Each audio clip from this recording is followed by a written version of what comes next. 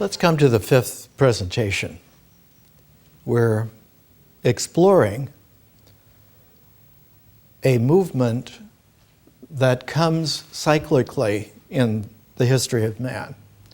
And that movement colloquially is called the New Age. The sense that time has forms is rather universal.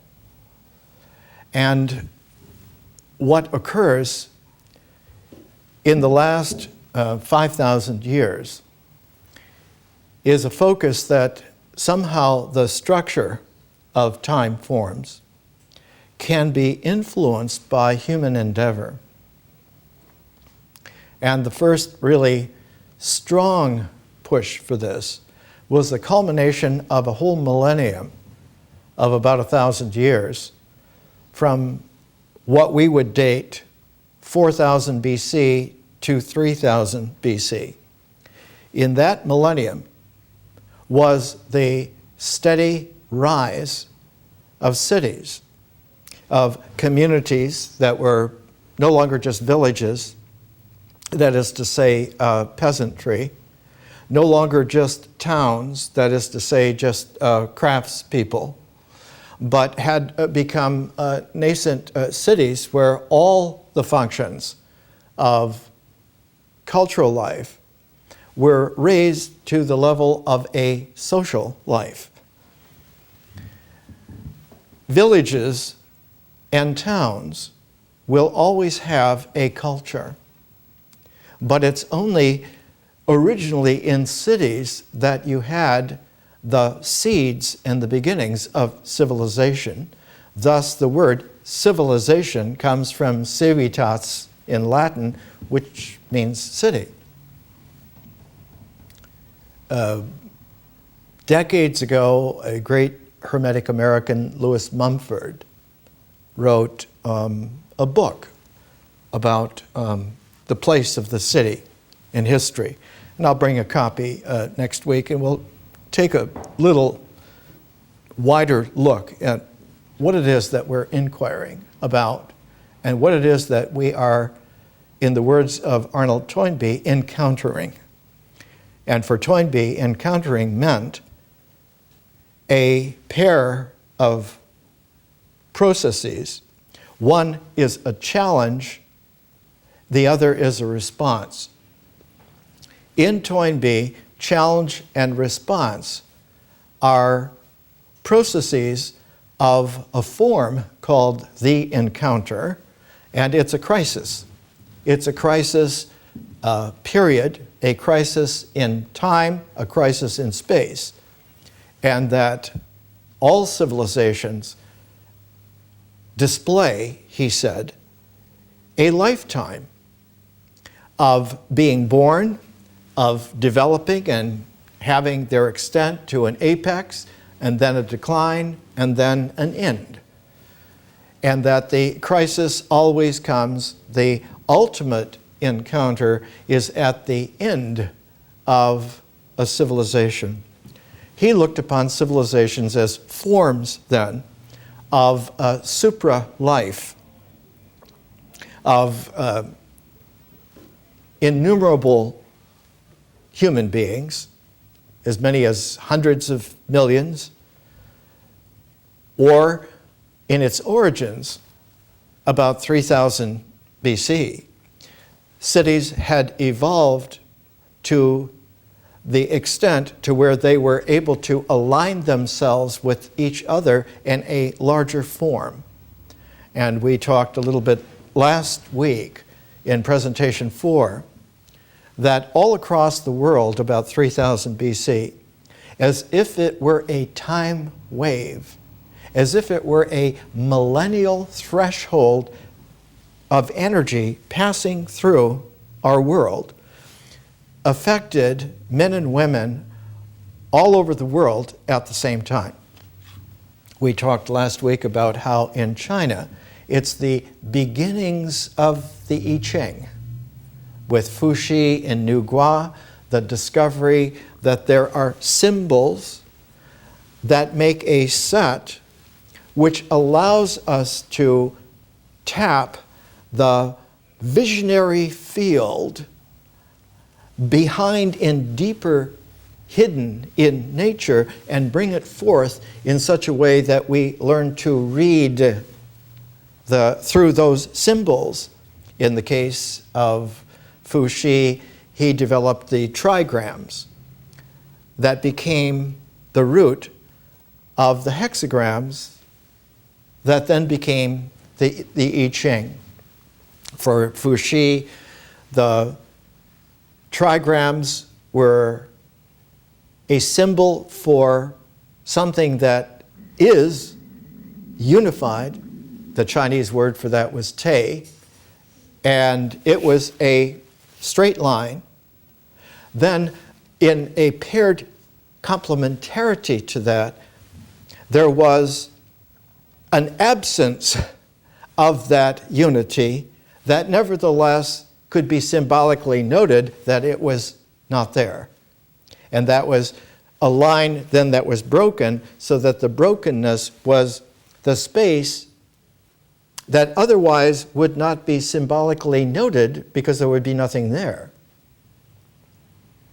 In the trigrams then, the unbroken and the broken line together made an equilibrium, made a unity that was a complementarity of unity and nothingness, called in Chinese Tao, or Dao in the Mandarin pronunciation.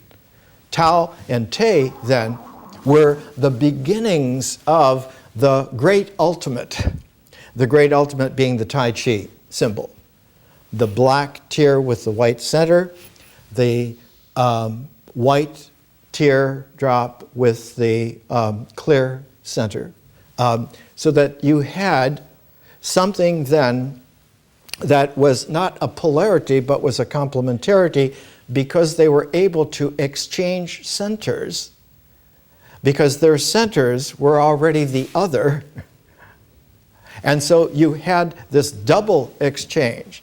You had the polarity of presence and absence, black and white, able to exchange and become a larger complementarity, because their centers were each other in miniature, as it were, in essence, as it were.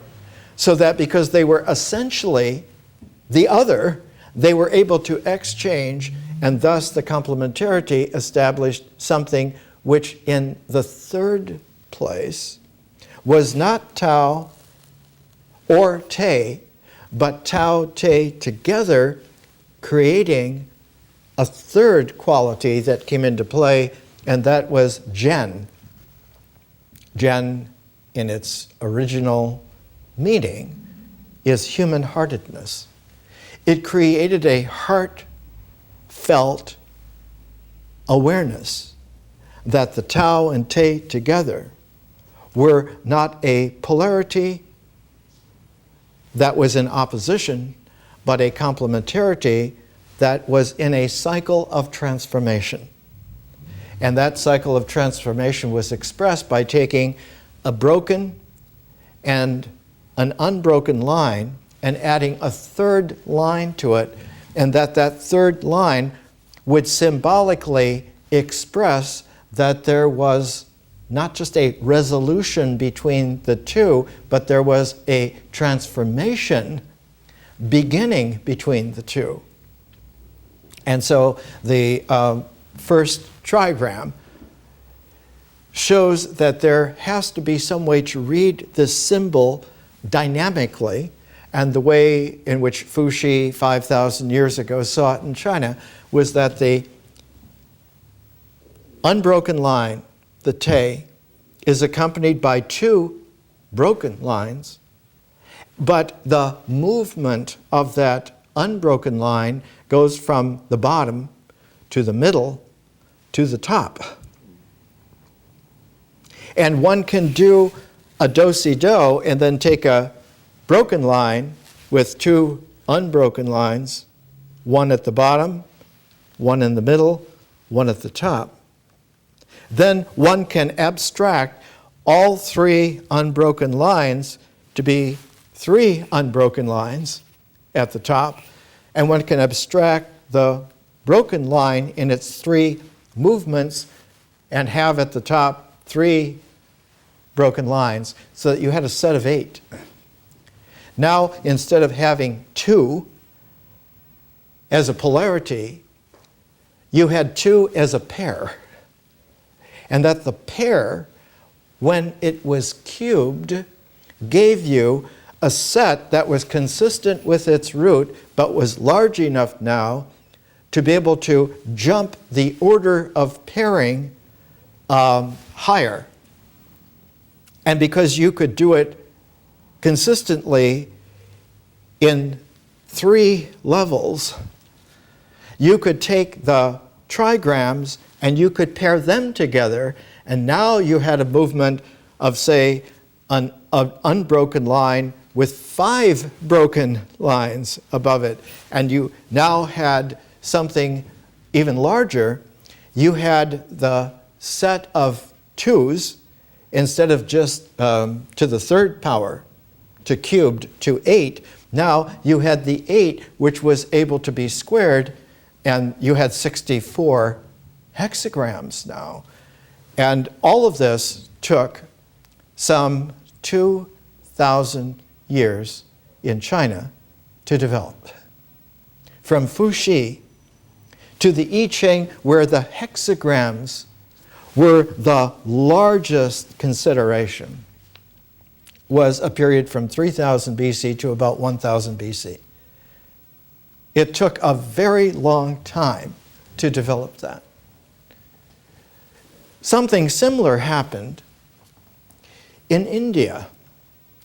In India, you had about 3000 BC, the alignment of cities warring against another alignment of cities that were competitors. And so you had the Great Indian War, the Mahabharata, staged about 3100 BC. And it was in India some 2,000 years later, about the time that the I Ching was shifting its focus to the hexagrams for an interpretive read of a much expanded way to understand symbolic forms, human participation in them, and the way in which human participation added a bridging consciousness that the orders of expansion were due to our participation with the original symbols, expanding themselves into ordinal lengths, expansions, developments, complexifications. In India, about 1000 BC, you finally, after 2,000 years, after the Mahabharata, which was the introduction that there is a divine participation in schooling man to understand his responsibility in participating with the forms of time, with the forms of space, with the forms of symbolic expression. About 2,000 years later, in India, you had the development of very powerful yogas. And the yogas took the concentration expansion of consciousness and applied it in such a way that now you had a distillation of what 2,000 years before had been the beginnings of a civilized quality of life in ancient India. And you find about 1000 BC the beginnings of what eventually became the Upanishads, and the Upanishads eventually, 1,000 years later, about 500 years later, in the time of the Buddha, became a complete distillation of what had been before. Just like in China, the distillation after the hexagram I Ching of 1000 BC, about 500 BC, you had the development, the distillation of Lao Tzu and of Confucius, Kung-Fu-Tzu. Lao Tzu showing that Tao has a generative capacity that extends Zhen, so that Zhen is not just the meeting of Tao and Te, but that Zhen itself is formative in the transformation and yields two further phases. Just as there are two phases, Tao and Te, before Zhen, there are two phases after, expanding the sense of equilibrium so that now it is a complete cycle, which is the unity, but it's a cycle of 5 phases. The first is Tao, the second Te, the third Zhen, but the fourth is called Yi. It's Chinese for symbol. The symbols are a necessary phase for Zhen to receive the symbolic field of consciousness and express it in terms of Tao and Te. Express it in the world. And because it is expressible in the world, the 5th phase was the translation of the phrase is always the 10,000 things. The multiplicity of things in the world. And that the multiplicity of things in the world flow back in this cycle, back into Tao without leaving anything left over, without leaving a trace, so that Tao is constantly fresh.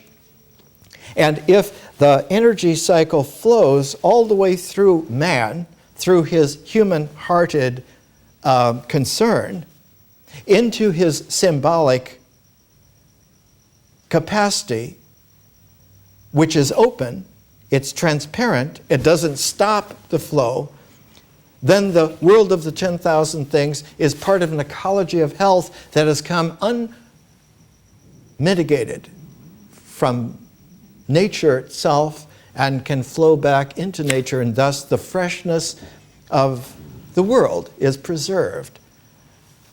The only thing that would hinder it is a hindrance of stopping the flow. And what is the flow? The Chinese word for it is qi. Qi in the original Chinese, in ancient Chinese, is the steam that comes from cooked rice. It carries the fragrance, it carries the sensible. This is something that we can live by. The Japanese character for rice has in its character 88, meaning each grain of rice has gone through 88 different human hands to get to you. Therefore, one holds the rice in a community of activity, and that literally it's the Far Asian staff of life then. It's not only that rice feeds you, but it feeds because it is the fruit of the cooperation of people that do not know each other, but sustain each other in a very real ecology. So that qi going through the 5-phase energy cycle is like that. The whole purpose of a high-powered yoga was to make sure that all of the chakras in a body, not just a body, but a body that has a mind, and not just a body that has a mind, but a body which has a spirit, and that the dynamic movement of that spirit through the body and its chakras, through the psychophysical body and its chakras, through the mind and its psychophysical symbolic dimensions, that the person who emerges from that is no longer an individual, which is an idea in the mind, is no longer just the character of someone in the experience of their life, is no longer just a figure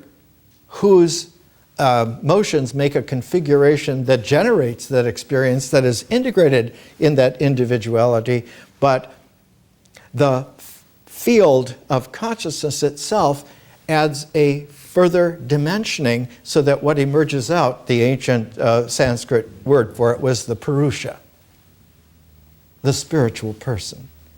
And that spiritual person now was able to go back through the field of consciousness via the symbols into transforming the way in which integrations of experience happened, into the way in which the motions of ritual were prescribed, so that one became wise about this and one didn't do the kind of rituals that stopped the flow of purity, because when the flow of purity is stopped, it isn't just stopped, it has a repercussion, and the repercussion, the Sanskrit word for it was karma. That if one can apply a yoga, especially a very refined yoga of, say, 1000 BC, one could then have actions without karma.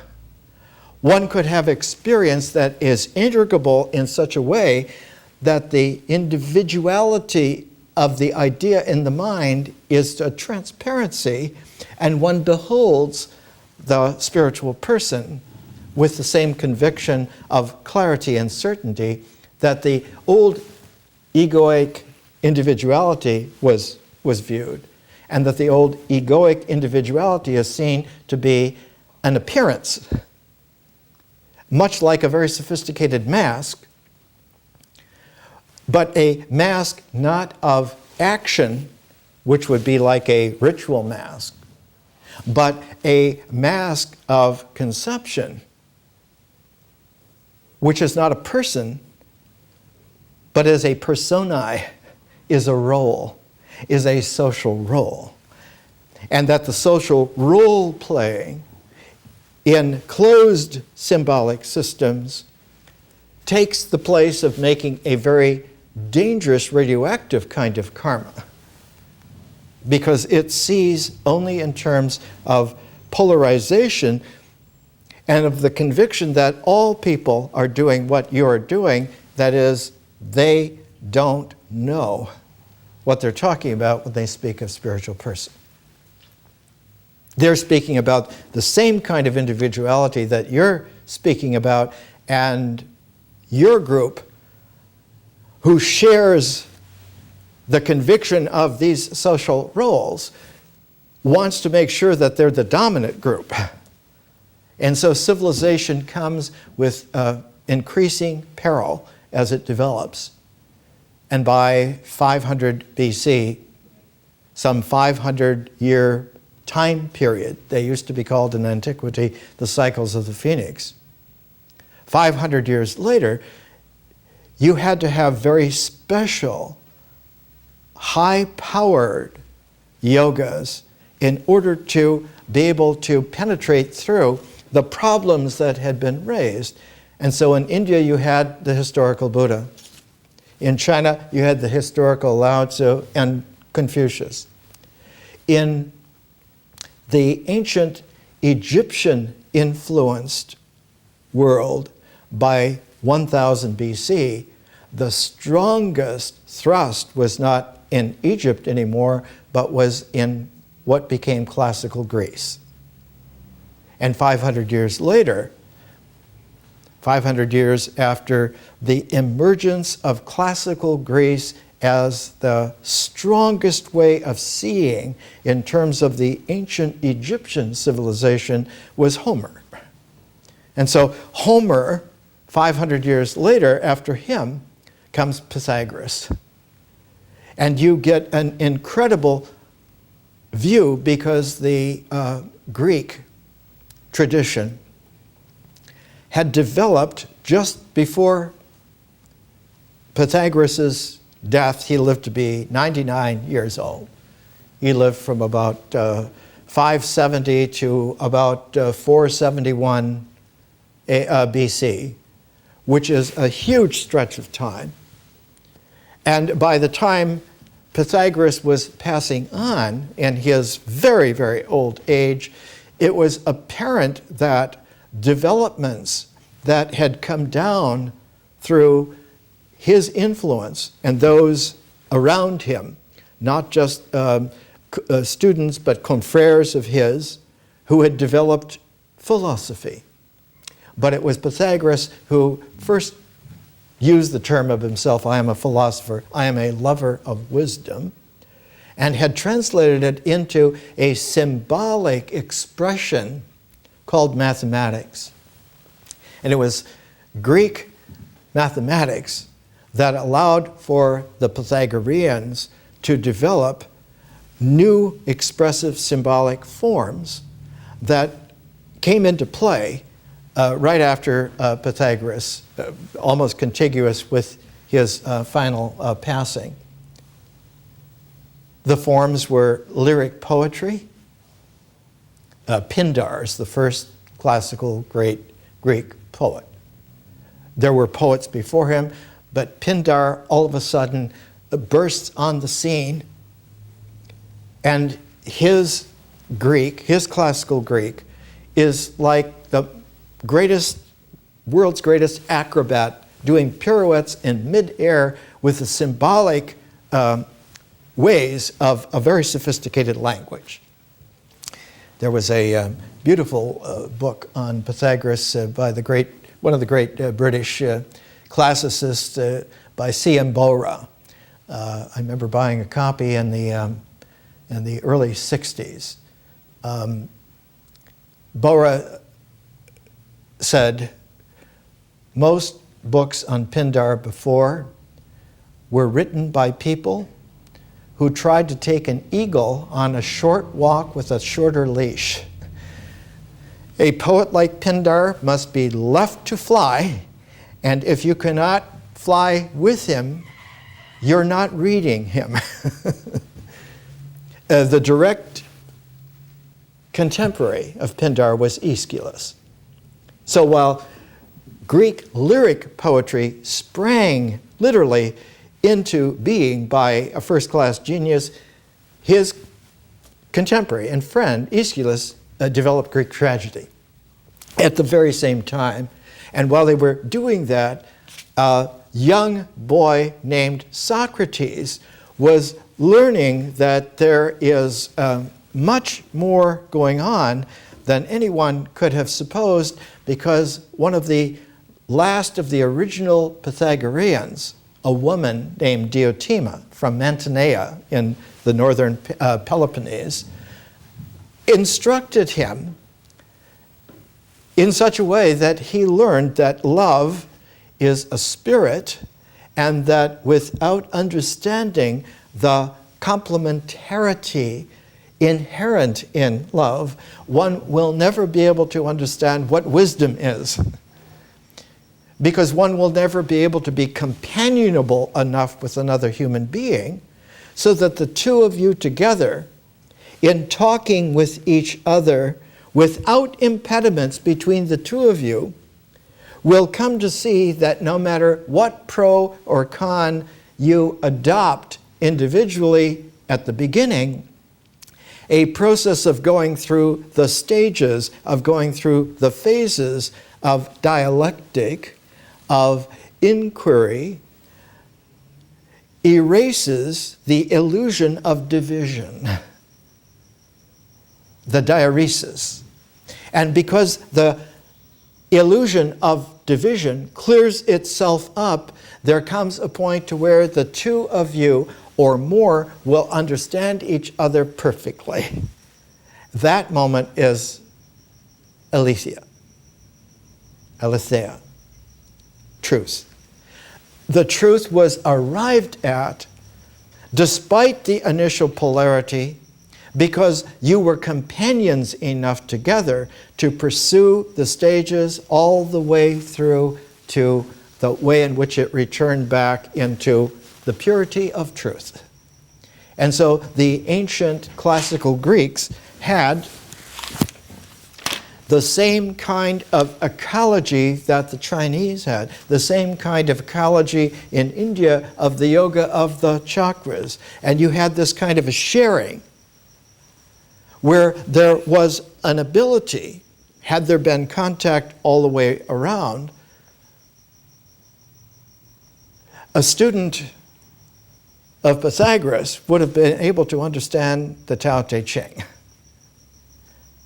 But there was a contact between India and the ancient classical Greeks, because there was a contact between India and the ancient Egyptians. One of the largest increases in contact between ancient Egypt and India was under the pharaohship of the woman pharaoh Hatshepsut, about 1500 BC. She took what had been old trade routes for just a few adventuring sailors, and she pioneered making ports all along the trade route and discovered that there was the capacity to make whole fleets of ships. And so 1500 BC, while she was building Deir el-Bahari across the Nile River from Luxor in Thebes, which was to be her kind of mausoleum, she was making fleets of 60 ships at a time to sail from a Red Sea port all the way along the coasts of Africa and Arabia, along the southern coast of Arabia, across the Straits of Hormuz, along the shoreline of what is today Iran and Pakistan to the Indus civilization, Mohenjo-Daro and Harappa, which by the time of Queen Hatshepsut had been large civilized cities for more than 1,000 years. Harappa and Mohenjo-Daro were two cities close to 400,000 people 4,500 years ago. They had pottery, sewage lines, and aqueduct lines, and spread agricultural tracts all along the Indus River. So that you had metropolises in India, very large metropolises.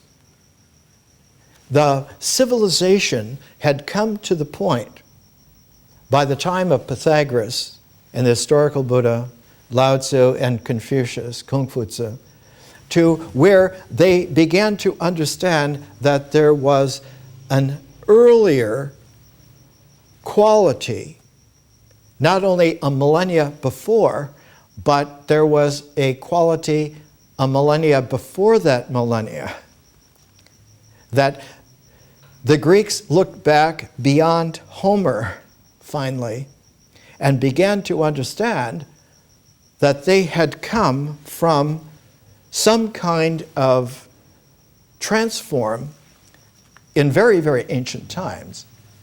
And one finds, for instance, in Plato, in the dialogue of the Crito, because Pythagoras had gone to study in Egypt. And when the young aristocrat Plato was trying to develop himself, he came upon an old Pythagorean in southern Italy, in the Boot, in Tarentum, who said, you, in order to understand philosophy, in order to understand Pythagoras, you really need to take yourself to Egypt and put yourself through the same learning paces that he did. And when Plato was writing the Crito towards the end of his life, Crito was an ancestor of his from the time of his grandfather. Crito says, in Plato's language, that the Egyptians said, you Greeks are always children. You only remember one flood because your history only goes back that far. The flood was about 2700 BC. Whereas Egyptians like ourselves have been keeping track of many floods. And you do not even know that your ancestors, 9,000 years before, saved the cream of civilizations at that time, about 9,500 BC, when they were under attack by a perverse, negative, demonic civilization called Atlantis. And that Atlantis perished in a great flood in one night, but that the flood which perished Atlantis also perished most of the civilized cities which were on coasts and waterways, and they were inundated. And only places in the high mountains survived, only places like in Egypt where the sands of the Sahara would absorb such flooding, because we are used to floods with the Nile, we survived. And here is the way in which you may survive now.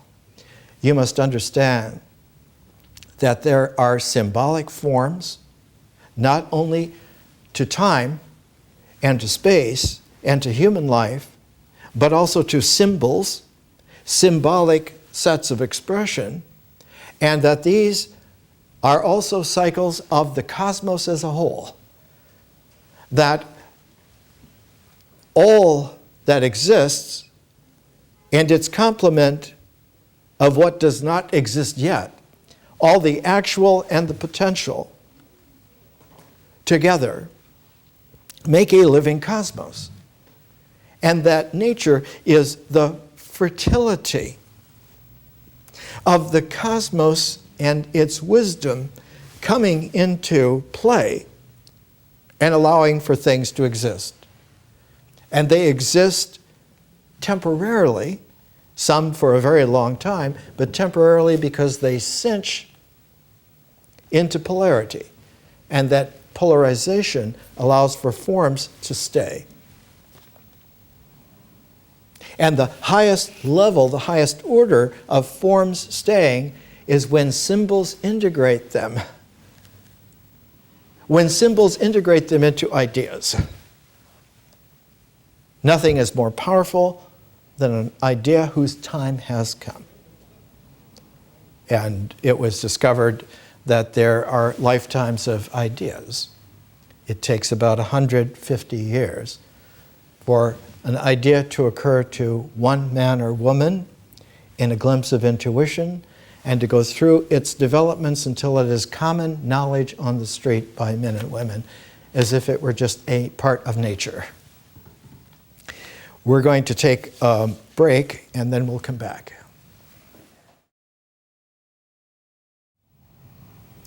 Let's come back. We're taking a look at the way in which civilizations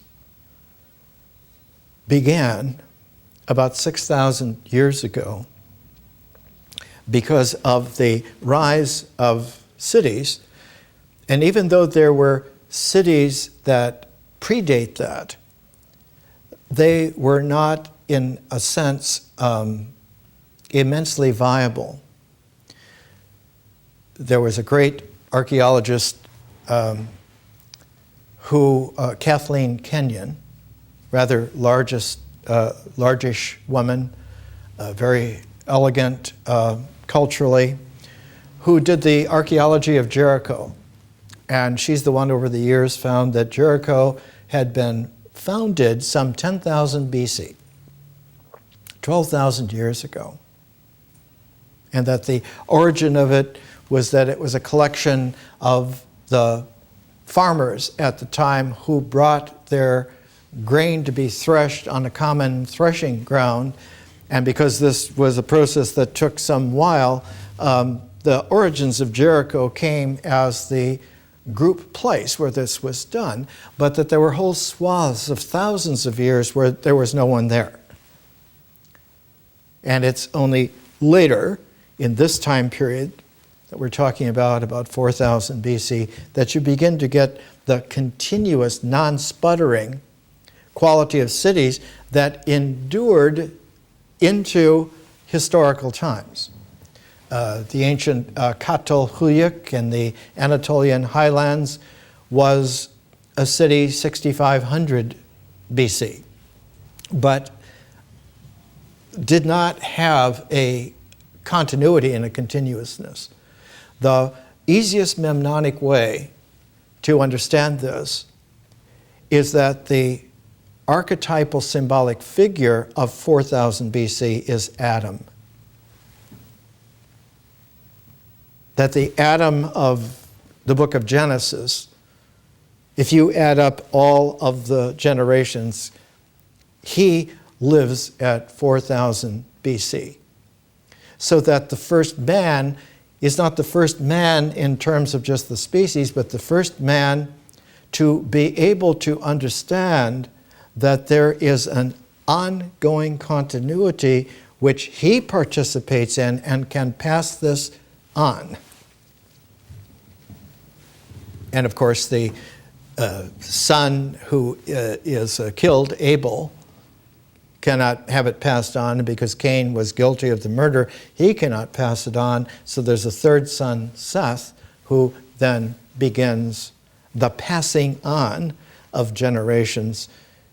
And so later on, at the end of a time form, at the time of Jesus and Mary Magdalene, about 100 years later, you begin to have a kind of Sethian Gnosticism as the true deeper meaning and expansion of what all this has been about.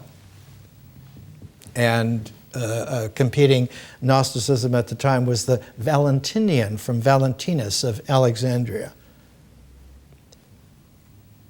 From Adam at 4,000 BC to 3,000 BC is that first millennium of a civilized continuity. So that one establishes, with the sudden powering up of civilizations about 3,000 BC, also the idea of a millennium, of a millennial threshold of condensation of capacity, complexity of application, the energy now able to be translated through symbolic forms to increase its application, to increase its concentration. And so you have in India the development of high-powered yogas. You have in Chinese the sophistication of the I Ching and its trigram, hexagram symbols. You have in Egypt the rise suddenly of a hieroglyphic symbolic expressiveness and the beginnings of dynastic Egypt, which 1,000 years later now have attained a deeper complexity, so that by 2000 BC, one end of a millennium of condensation, which goes with a millennium before that of preparation, so that you begin to have a conception for the first time that time forms can come in very large pairs, that there can be pairs of millennia, and the ancient Greek word for that, taion. And that just as an aeon is a pair of millenniums, each millennium is a pair of the cycles of the phoenix of 500 years. And not only that, but there are apparently at least two staggered time forms operating in a kind of a syncopation.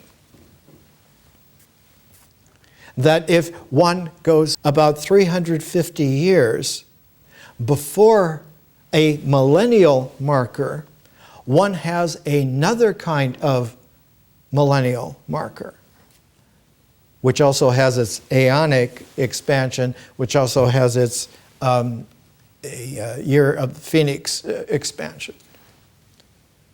The first realization of this comes with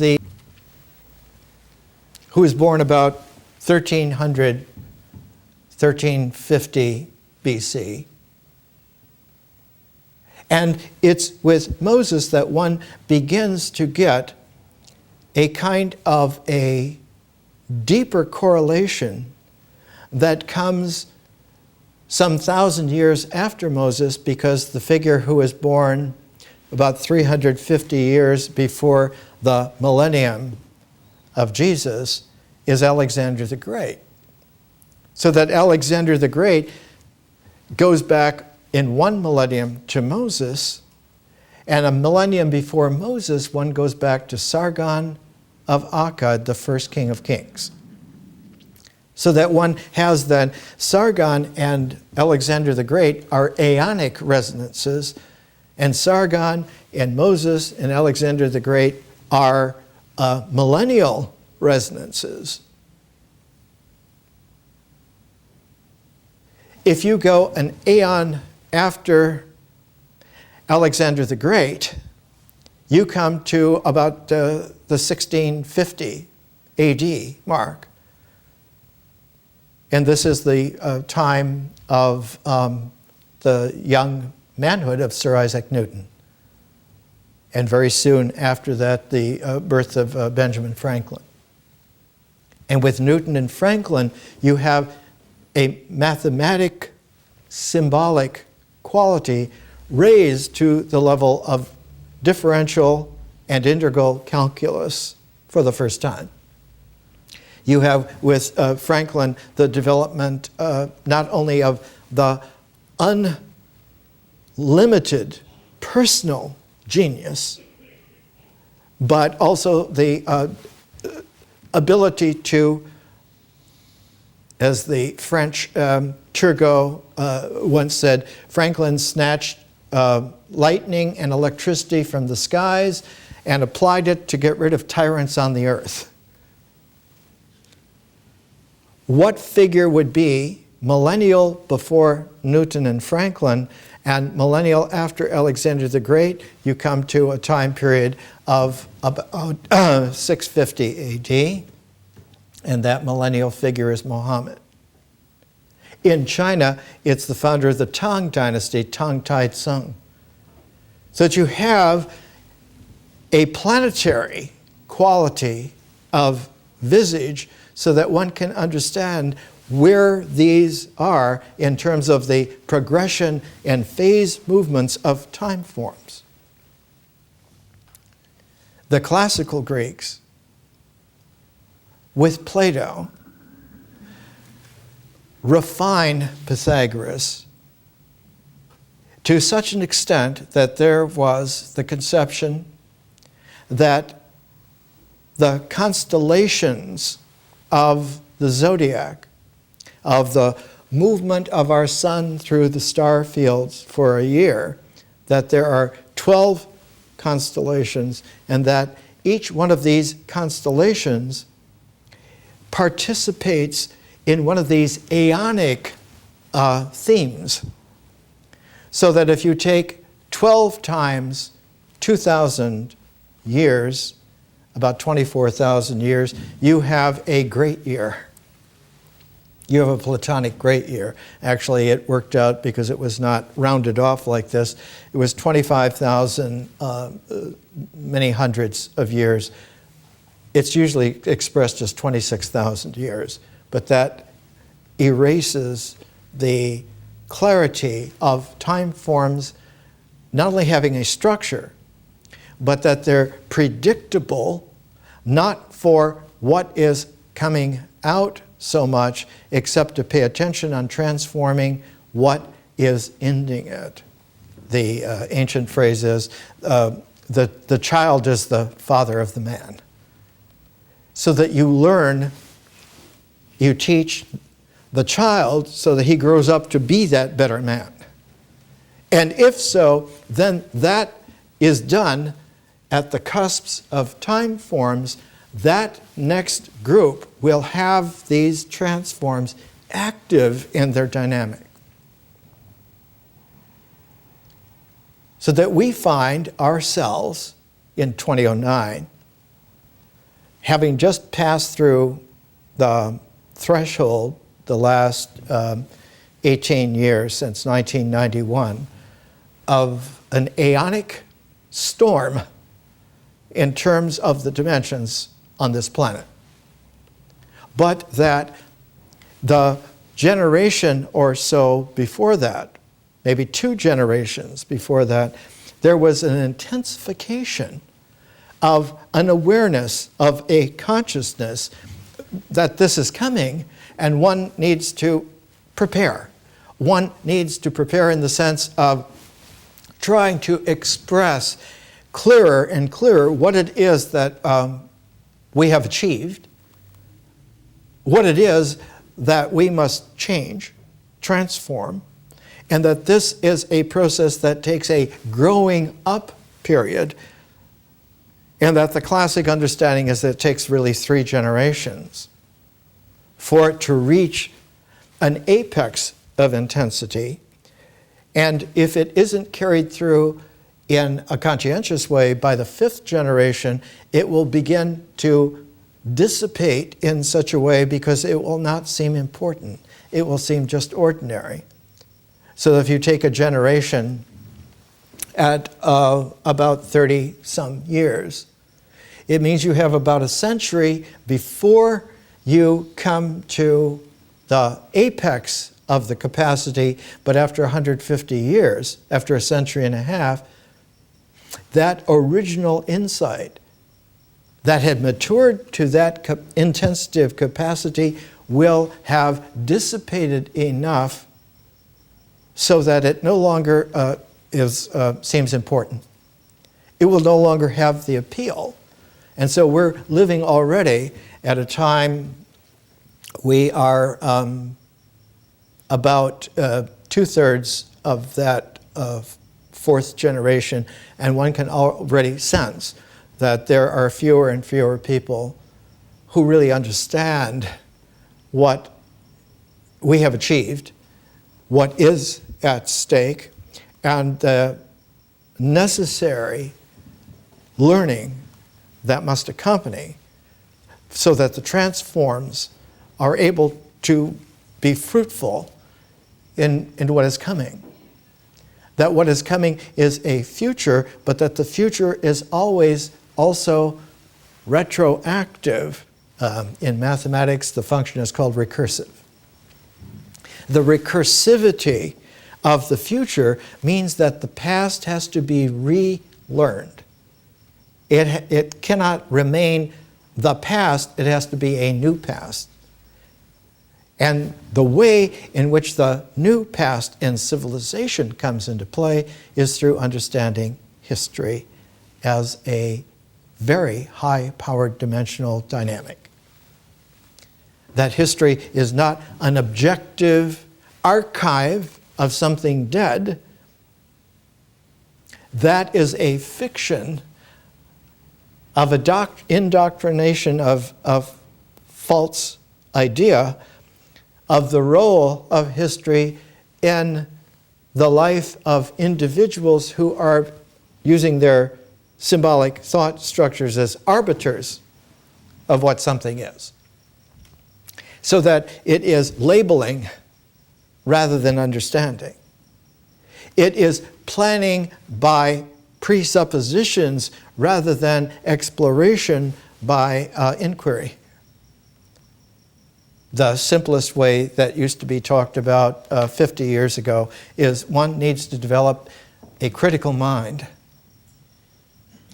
And that the more different kinds of people you know about critically, that comparativeness allows for you to build a complexity which is not polarizing, but is giving you a multidimensionality, and that this is very important. We find that after Alexander the Great, who was born in 356 BC, died way too young, 323 BC, could have lived on at least another 30 years, easily, perhaps 35. If one carries that to about 300 BC, one comes to a point where there would have been an increased focus, a capacity to really understand what was happening in terms of the rhythms of civilization and the time forms of civilization. Alexander the Great founded, by his design, the city of Alexandria to be the first world city. It was meant to be, from the beginning, the central city of a world of all mankind. The Greek term for this is the oikumene. The ecumene with the EUC is Latin O-I-K-U, O-U in Greek, oikumene. The mankind as a single family. And the first step that Alexander the Great had in producing this was to marry his Greek generals to Persian women, so that their children would no longer have the polarization of the Persian and Greek ethoses, that they would be included in the same family. And while there might be cases of internecine animosity and warfare, it would begin the process then of breeding out the old polarizing enmity, because those children then would be freer to marry other kinds of human beings from other parts of the expanding single world, so that one would have eventually a world humanity, a world person. And that it wasn't just marrying and having children, but the faster way, the more indelible way, would be to compare symbolically, to bring the symbolic systems into juxtaposition. So there would be a faster kind of a completeness, so that the central dynamic for Alexandria was not its commerce, not its political power, but its learning center, its great library. And it is the great library of Alexandria that was the melting pot of all the different kinds of humanity. And that melting pot extended in Alexander's time all the way to the ends of India, all the way to the beyond the British Isles into the Atlantic. One of Alexander's navigational geniuses was a marine admiral named Pytheas.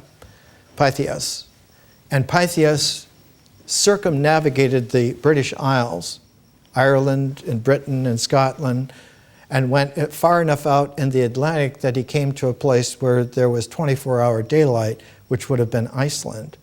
And he did this before Alexander died and wrote a book about it. And this was in the 320s BC. Ashoka, who was the great emperor of Buddhist India, sent emissaries to Alexandria. The ancient pre-English, the ancient Celts and Brits had emissaries as well, because there had been contacts for several thousand years. If one looks at the way in which ancient, and by ancient I mean much more ancient than just classical era, the first great Celtic monument in Ireland is Newgrange, and it was built 3200 BC. And Newgrange is a beautiful surviving mound that has a structure that allows for one moment each year for the rising sun right at the horizon to send a ray all the way through the entire structure and illuminate a hieroglyphic at the very center of the tumulus, so that the sun confirms that man has understood the cycles well enough to build a receiver of that gift of life, that ray of sun, and to place his spirals exactly where they are illuminated only one moment in one sunrise in an annual cycle. Later on, the development of that capacity was taken out of the underground and put on top of the ground in Stonehenge, on top of the ground in Avebury and Woodhenge. And one finds in the most ancient stones of Stonehenge an impress of a Mycenaean Greek dagger from about 2100 BC. There is a great deal to be learned through archaeology and through anthropology. And what we're refreshing for ourselves, there's a great deal for us to appreciate now, that we are living in a post-hurricane time storm, which was seen and foreseen and re-seen throughout civilized history, but especially in those generations from about 100 years before 1991, about the 1890s. That from that time period on, you get an intensification of men and women addressing something that has changed the very shape of the world and challenges by that encounter us to change the shape of our symbolic thought, the patterns of our lives, the sequences of our actions, the very material of our existentiality. That all of this will be challenged, and it is in the middle of the 1890s that you find the discovery of the electron for the first time, a subatomic particle, the discovery of X-rays, from seeming accidents that were being kept track of in a scientific way, that is to say, their history of what these things were and how they got there and what they were for, allowed for one to understand something has happened here that we have never seen before. Not only X-rays and the electron, but in 1895, H.G. Wells published The Time Machine. As the colloquial phrase is, a quantum jump in what a science fiction might be, the first really great science fiction novel. Followed every year after that, because Wells woke up to understanding that he had a kind of a prophetic capacity that was not there because he was intellectual. It was there because he was relentlessly self-made. He was a poor boy from a poor family, and he had to make his own way, and he discovered that he could write so that people would read it. And you have, in a row, as we talked about, The Time Machine, the very next year, The Island of Dr. Moreau, the very next year, The Invisible Man, the very next year, The War of the Worlds. And finally, after about 10 years, Wells wrote his beautiful little volume that I'll bring in again next week of The Discovery of the Future. The time machine is about not just the future, but about an incredibly far future in which mankind, in its degradation, had polarized into the childlike Eloi who just play on the surface but are being raised as food for the goblin demonic Morlocks that live underground. And that mankind has devolved into a species that feeds upon itself just to keep feeding upon itself. An ultimate dead end. It is a quality, as we're looking at time forms, that one needs to go back and see that the two time cycles that we've identified so far work in a tandem kind of a way, that while they're related together in terms of a spiraling forth. And that if one can envision them in terms of the last half century, one sees that they form a double helix, much like the double helix of a DNA. But that there is a pairedness between the two spirals that maintains an equilibrium all the time, so that these pairs are like symbolic alphabets of being able to be arranged in an expressive order so that one can understand what it translates to. Not just what is being said, but what comes to be because one speaks this way. And so the tandem, though it is of a very small pool of symbols, DNA has 4 nucleic acids. But their combinations of pairedness in ever longer sequences, they're called base pairs, increases the ability for life to speak in this way and translate it into new existences, into evolved existences, and that the transformations are not just because there is just a transformation point or a threshold, but that there are definitely qualities. They were coined by popular press at the time when they were found by Barbara McClintock examining maize, South Mexican corn. The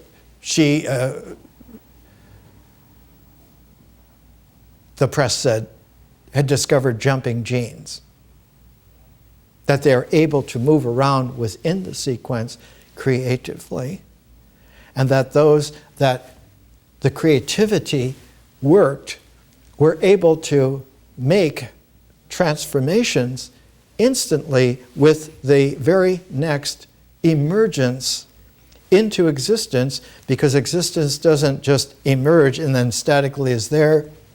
It is vibronic. Like subatomic particles are always in a vibration. Atoms themselves are in a vibration. Molecules are in a vibration. Anything made of them, the proteins, the cells, the beings, are all iterative in terms of a time frequency which is measurable as an energy. So that an energy, even though it cinches itself into polarity to be able to record, it cinches itself in at least 3 different ways, 3 different levels all the time. Not only is there an electron, but there's a higher energy of it, the muon, and there's a higher energy in the 3rd level of that in the tau particle. So that one moves almost like the trigrams of the I Ching, that one can understand at last that there are structures and ways by which we can understand those structures dynamically, and that we can participate in the way in which they engender, because we can tune the energy. And our ability to tune the energy has a deep complement, because our tuning of the energy is because of our participation of a whole ecology of the dimensions of consciousness with the dimensions of space-time. Better said to be time-space, because time is the originating dimension. There's a new physics of this kind of understanding coming out, and I'll bring in some of the material next week. It's at last being understood. If you take time, it isn't that time comes sequentially before the three dimensions of space. It's that the three dimensions of space blossom out of the dimension of time. So that one needs to understand nature is a field, a creative field, and whenever there is a movement of a dimension in that field, even though there is nothing that moves, the movement itself blossoms out into a quaternary of four-dimensional space-time. This is an ancient wisdom as well, even as it is a future wisdom. We're going to speak next week about two figures who were enormously important. One of them is Arnold Toynbee, who developed in a study of history what he thought was a roster of civilizations, a taxonomy of civilizations, and one of his most profound critics, Petrum Sorokin. As a preview, Petrum Sorokin was born in 1889 in the far north of Russia. Vologda province was originally the native people to that area called the Komi people, K-O-M-I. And the Komi people are Finnish, of Finnish descent, and have been there in those primal forests for time immemorial. Sorokin's mother was a Komi woman. His father was a Russian man who repaired icons and churches for the Russian Orthodox religion and constantly moved around. But when from town to town, from church to church, to do the repairs, and earned his living that way, like an itinerant gypsy craftsman. But his wife died, leaving 3 sons and the husband, when Petrum Sorokin was only 3 years old. And because he was so young, he didn't understand what was happening, but he could sense, because his mother was not moving, and people were bending over, and in the candle light of the night, the shadows of the people bent over frightened him so much that he just sat down and began to cry as a little boy. It was one of the first times in a lifetime that was punctuated by incredible challenges of almost devastating quality. We'll see in more detail. As a young man, he became a genius at investigating kinds of people, and eventually would become the founder of the sociology department at Harvard.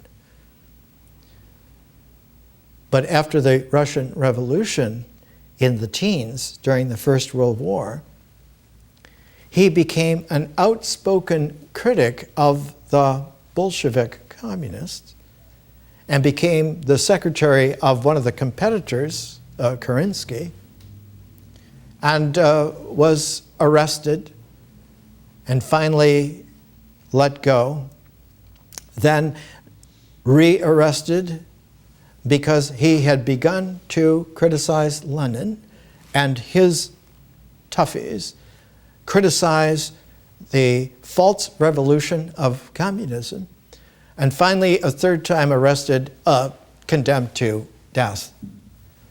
And so many people were being arrested and condemned to death, they couldn't kill them fast enough, so they would spend weeks or months in prison, and it was so horrific, the stress and pressure, that when somebody would contract a disease like typhus, they would rush to try and get fleas off the dying typhus person to infect themselves so that they would die faster, so that they would not have to go through the incredible stress.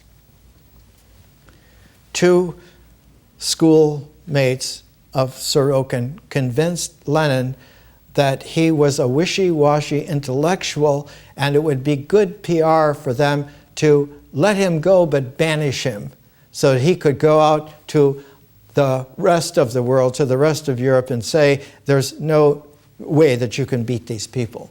And so he was personally exonerated by Lenin from death to be a stool pigeon to go out into the world, and the first person that invited him to come and live with him was Thomas Masaryk, the president of Czechoslovakia. He said, you come and live in my house. And eventually made his way to the United States, made his way to Minneapolis, Minnesota, where he began doing his great sociological works in English. He would be of world interest because Harvard came searching him in 1930 to found the Department of Sociology, and he became the first head of it. He lived until 1968, and we have a range of material. I will try to bring some. Here's a photo of the young Petrum Sorokin during the Russian Revolution. And towards the end of his life, he became one of the thoughtful elders of the new civilization coming. We'll take a look at him, and we'll take a look at Toynbee, and do a reconnoiter of Sri Aurobindo and of Alfred Kroeber, because we're trying to bring different aspects together: yoga, anthropology, sociology, history, and we'll keep adding so that you begin to get the scintillation of the whole chakra. And where we are now is that that chakra has been dismissed for at least the last 30 years, so that it has been fading. And right at the time where we are at the crisis that they all devoted their lives to, we are not interested in them. And it's a devastating way in which civilizations in the past have laid the seeds for tyranny. Let's come back next week.